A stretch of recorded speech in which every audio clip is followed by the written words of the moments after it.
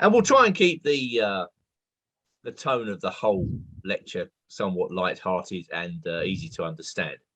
So pawn structure. Okay, so the pawn structure may take many forms, governs what we can and cannot, should or shouldn't do in a position, and general rules of thumb can be formed about each type of pawn structure, which may or may not help you, because chess sometimes can be a very specific game.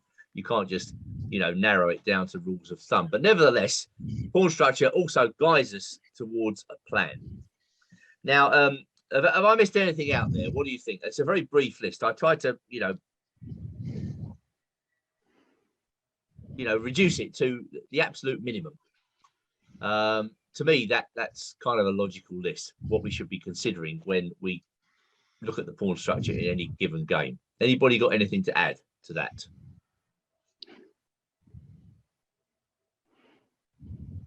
Right, okay, so let's crack on then. Lovely. And I need to find the right slide because there's an awful lot of slides here. Let's try this one.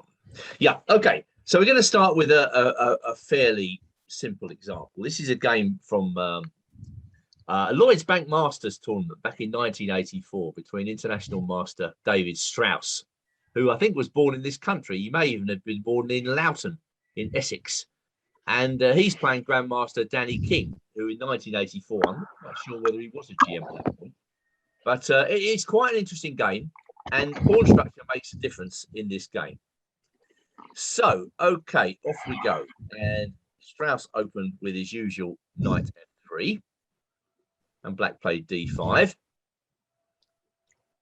d4, and King played c5. I think he was quite fond of this move early in his playing career.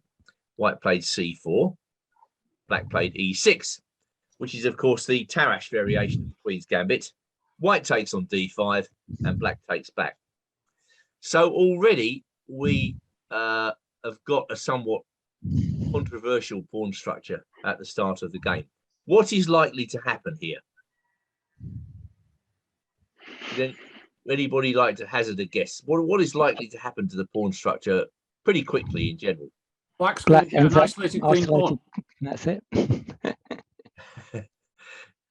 Black is likely to inherit an isolated queen's pawn. Yes. Okay. So an isolated queen's pawn really crops up in many forms, in many ways, many different openings with both white and black. And it's really the first topic for discussion this evening because it is so common.